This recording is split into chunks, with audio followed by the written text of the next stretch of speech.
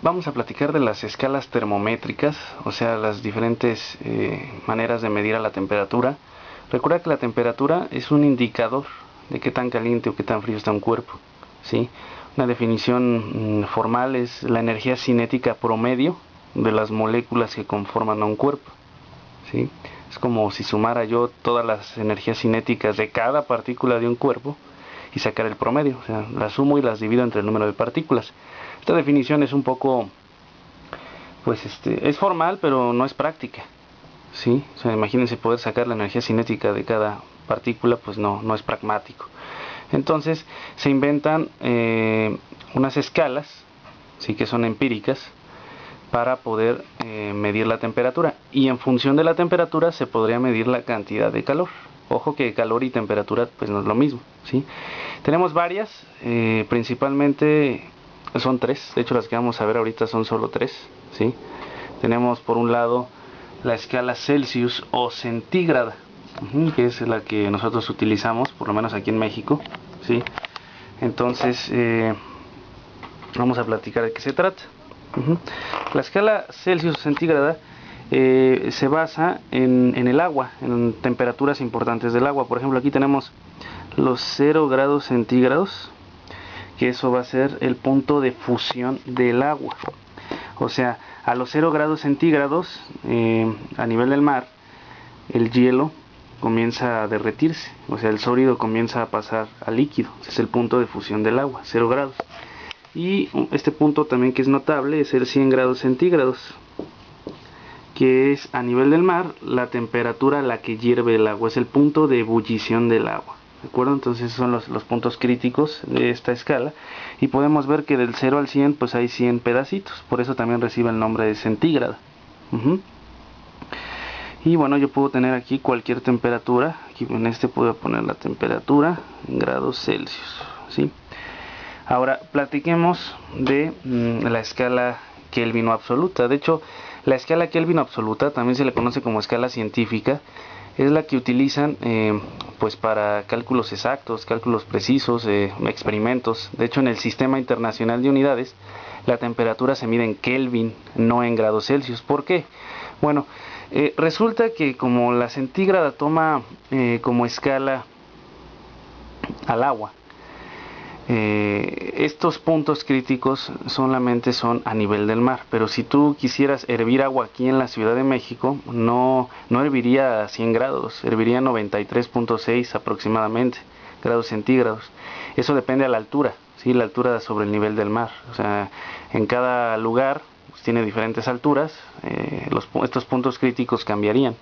Entonces, hacer ciencia con algo que no es fijo, pues nos va a dar resultados diferentes. Entonces utilizan una escala que es, por eso le llama absoluta, en la que no se mueve.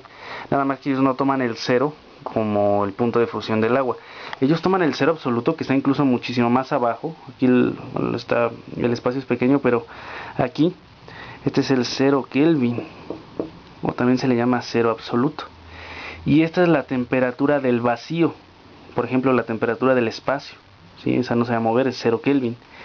Y bueno, si tú midieras la temperatura del espacio con un termómetro de Celsius, aquí me salió un poco chueco, pero la idea es que si tú mides esta temperatura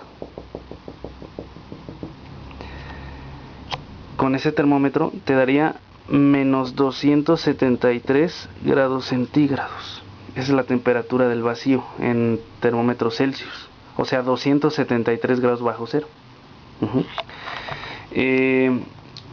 Evidentemente, si la distancia de aquí a aquí es 273, porque vean, aquí está el 0, aquí está el 0 y hacia abajo son 273, pues evidentemente para arriba pues es una distancia de 273. Quiere decir que si yo parto aquí del 0, comienzo a contar a 273 y exactamente en este punto serían 273 Kelvin, ¿sí? Entonces vean cómo el 0 del termómetro de Celsius marca 273 Kelvin pues en la escala absoluta. Ahora, obviamente, para llegar a los 100 grados de este lado, si aquí el 0 es 273, pues más 100, el punto de ebullición del agua en temperatura Kelvin sería 373 Kelvin. ¿de acuerdo? También aquí hay una distancia también de 100 unidades, ¿sí? Como en la escala Celsius, también aquí hay 100 unidades de separación, ¿de acuerdo? Entonces a mí lo que me interesaría es esta temperatura, que puede ser cualquiera dentro del termómetro Celsius, me interesaría convertirla, por ejemplo, a Kelvin. Aquí, ¿cuánto valdría esa temperatura en Kelvin? ¿Sí?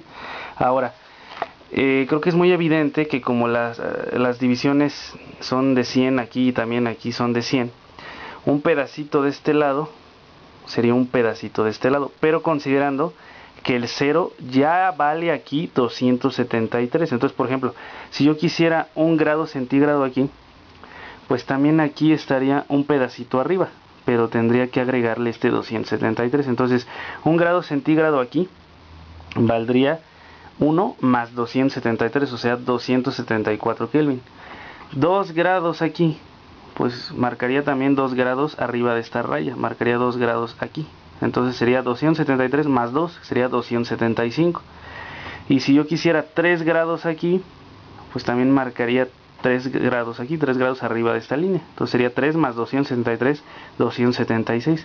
Y así sucesivamente. Es por eso que para convertir de Celsius a Kelvin, únicamente hacemos esto. Lo que tengamos en Celsius, pues sumamos ese 273. Y esta es la ecuación para convertir de Celsius a Kelvin, ¿no? Como vimos en los termómetros. Y si queremos regresar, por ejemplo, ahora queremos convertir de Kelvin a Celsius, pues sería con la operación contraria. En lugar de sumarlos, pues sería restarlos. Entonces aquí pongo de Kelvin a Celsius. Entonces sería la temperatura en grados Celsius es lo que yo tenga en Kelvin menos 273. Ahí están las fórmulas de ida y vuelta, ¿de acuerdo? Ahora, vámonos con la Fahrenheit. Escala Fahrenheit, que también es la escala inglesa, la que la utilizan en Inglaterra, Estados Unidos. Resulta que el 0 grados de Celsius, ¿sí?, marca 32 grados Fahrenheit, es el punto de fusión del agua en Fahrenheit. Y resulta que el punto de ebullición, los 100 grados de la escala Celsius, en la escala Fahrenheit, marca 212.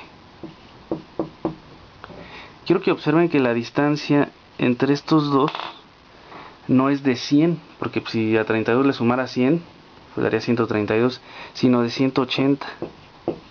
No es como en estas dos, que son escalas centígradas. Cada pedacito es un centésimo.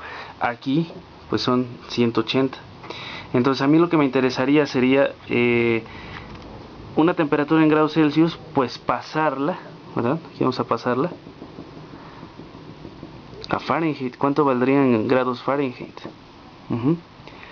Entonces, primeramente, si yo tuviera un pedacito aquí, un grado, por ejemplo, un grado aquí, pues no tendría exactamente un pedacito aquí, puesto que, repito, no hay 100 pedazos de aquí a acá, ¿sí? Entonces la relación sería pues que estos 180 pedazos, aquí lo voy a escribir, estos 180 pedazos corresponden o son proporcionales a los 100 pedazos de grados Celsius. Si yo divido 180 entre 100, esto me da 1.8. ¿Sí? Quiere decir, en otras palabras, que cada pedacito aquí, cada grado aquí, va a equivaler aquí a 1.8. ¿Sí? Entonces, un grado para acá estaría a 1.8 del 0 de Fahrenheit. O sea, en este caso el 0 pues es 32 grados. Entonces un grado sería 1.8 aquí, pero habría que agregarle el 0, que sería 32. O sea, sería 32 más 1.8. Si yo quisiera tener 2 grados centígrados aquí, pues en este caso tendría 2, pero recuerden que no miden lo mismo, o sea, cada uno mide 1.8, entonces sería 2 por 1.8, o sea, 2 pedacitos, pero que miden 1.8 cada uno, sería 2 por 1.8 más el 32, que es el 0. Si yo tuviera aquí 3 grados, pues aquí tendría 3 pedacitos de estos, o sea, 3 que miden 1.8 cada uno, sería 3 por 1.8, pero más el 32. Entonces ya podemos expresar una fórmula para convertir de Celsius a Fahrenheit. ¿Sí? Entonces de Celsius a Fahrenheit es temperatura en grados Fahrenheit. Como dijimos, hay que multiplicar 1.8 por la temperatura que tengamos en grados Celsius. Ya a eso, lo que nos dé, le sumamos 32. Y si queremos el sentido opuesto de Fahrenheit